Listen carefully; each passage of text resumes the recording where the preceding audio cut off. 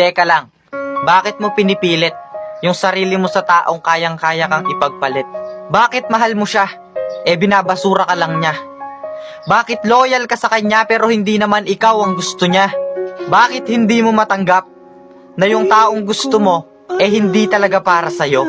Alam mo, imbis na pinipilit mo silang piliin kanila, bakit hindi mo muna piliin yung sarili mo? Hintayin mo yung tamang tao para sa'yo.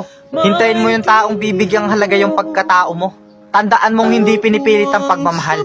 Kusayang nararamdaman, pinipilit mo silang mahalin kanila, kaya ka nasasaktan. I'm sorry, don't leave me.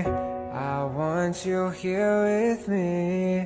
I know that your love is gone. I can't breathe, I'm so weak.